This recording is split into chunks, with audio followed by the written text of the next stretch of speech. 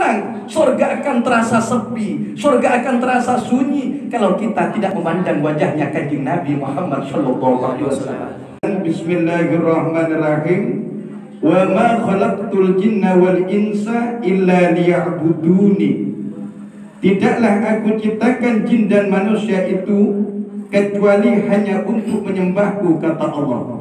Jadi yang diperintah, yang mukallaf atau dibebani untuk menyembah kepada Allah, walaupun seluruh makhluk ini bersujud kepada Allah, mensucikan Allah, tapi pokok yang diperintahkan oleh Allah ada dua makhluk, satu jin, yang kedua manusia di bumi ini.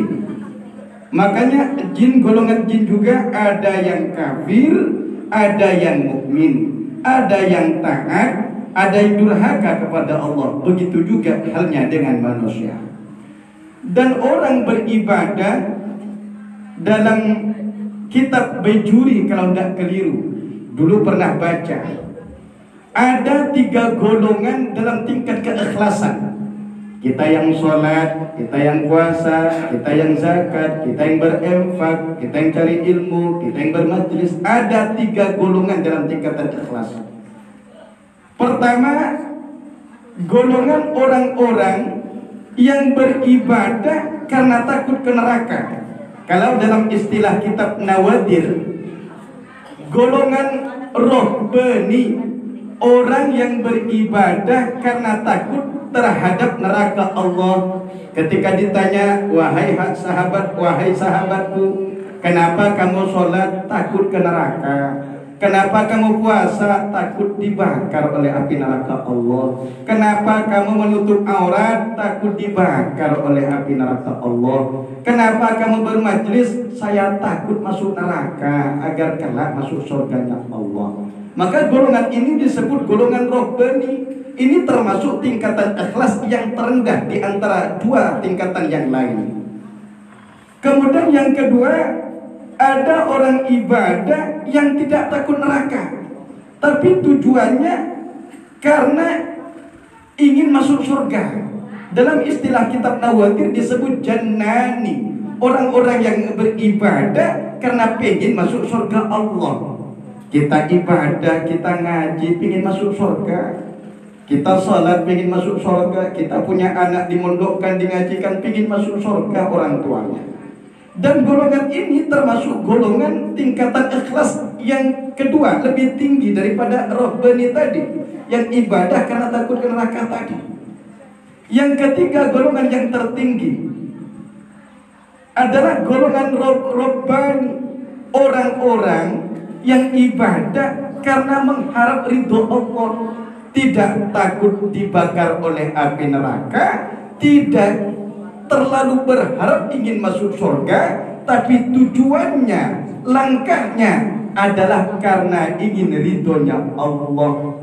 Kenapa kamu sholat? Karena ingin ridho Allah. Kenapa kamu puasa? Ingin dicintai Allah. Kenapa kamu zakat dan berinfak? Agar kelak Allah senang kepada saya. Dan golongan ini termasuk golongan-golongan orang ikhlas yang tertinggi, yang mungkin sulit di antara kita semua, sulit. Orang yang beribadah jadi imam harus karena Allah, jadi makmum pun harus karena Allah, bermajlis harus karena Allah Ta'ala, baca yasin harus karena Allah, baca Quran karena Allah, berdakwah karena Allah, mondoknya karena Allah, ngajinya karena Allah, berinfak bersedekahnya karena Allah. Sulit. Maka sebelum kita melakukan sesuatu, ayo niatkan, berusaha menanamkan sifat ikhlas di dalam hati kita, bahwa ibadah kita ini karena Allah Ta'ala. Oh iya, karena kita diberi urat, diberi nafas, diberi nyawa, ini Allah Ta'ala yang memberi. Kita diberi keenakan, kelezatan, kenyamanan, kekayaan, Allah Ta'ala yang memberi. Kalau bukan karena Allah, untuk karena siapa lagi? Apakah ingin dipuji orang? Tidak ada pahalanya. Apakah ingin dibangga-banggakan orang? Biar dibilang kiai oleh orang, dibilang ustadz oleh orang, dibilang orang hebat oleh orang. Tidak. Itu kosong yang niat seperti itu. Jadi kita setiap pergi ke suatu hari baik yang bekerja juga ibadah. Jangan berprasangka bahwa ibadah itu ketika kita pakai peci, pakai sarung, pakai sobat. Tidak. Kita yang kerja bangunan itu ibadah. Kalau kita niatkan untuk menafkahi anak kita yang sedang cari ilmu, istri kita yang ada di rumah kita, anak-anak kita yang ada di rumah kita, itu ibadah. Kalau kita niatkan karena Allah Ta'ala, maka setiap keringat kita yang berada di bangunan kita, yang ada di tempat jagaan kita, yang berada di tempat bekerjanya kita, maka itu dicatat ibadah oleh Allah. Tapi jangan lupakan ibadah terbesarnya, yaitu sholat. Silahkan kita bekerja apapun saja, tapi jangan tinggalkan sholat 5 waktunya. Kenapa kita harus cinta kepada Allah? Iya, karena kelak di hari kiamat manusia yang ada di surga itu akan diberi kenikmatan yang luar biasa. Yang kenikmatan ini adalah kenikmatan yang diharapkan oleh para penduduk surga. Apa itu? Bertemu dengan Allah Ta'ala secara langsung, melihat keagungan Allah, melihat keperkasaan Allah. Kapan itu? Kalau orang-orang umum, yaitu setiap hari Jumat. Maka hari Jumat disebut Yaumul Mubarakun, hari yang barokah. Karena ketika itu penduduk surga diizini oleh Allah untuk melihat keagungan Allah Ta'ala. Kemudian dalam kitab Nawawi dijelaskan, setiap hari Kamis juga kita diizini oleh Allah untuk berjumpa dengan kanjeng Nabi Muhammad SAW. Maka ketika kita bersolawat, kita seolah-olah dihadiri oleh Nabi, seolah-olah Nabi memandang kita, sehingga berdirinya kita berdiri hormat kepada Rasulullah. Ketika kita takdim menghormat kanjeng Nabi Muhammad SAW, diiringi dengan hadrah, agar kita senang, agar masuk ke telinga kita, masuk ke hati kita, sehingga timbullah rasa cinta, mahabbah kepada Nabi, yang Nabi sendiri ada wasilah Allah, pelantara terbesar untuk mendekat kepada Allah Ta'ala. Maka akan timbul sifat cinta kepada kanjeng Nabi Muhammad SAW. Dan kelak di hari kiamat, insya Allah kita sebagai umatnya Nabi berjumpa dengan Nabi, orang yang akan senang. Surga akan terasa sepi, surga akan terasa sunyi kalau kita tidak memandang wajahnya kanjeng Nabi Muhammad SAW. Maka kita tanamkan di dalam hati anak-anak kita, ayo nak ngaji, ayo nak cari ilmu, ayo nak kenal kepada ulama, orang-orang soleh, agar mereka mengenalkan kita kepada kekasihnya kanjeng Nabi Muhammad SAW. Karena keuntungannya kembali kepada kita sebagai orang tua. Namun niat ditanamkan dulu. Kenapa kita masukkan anak kita?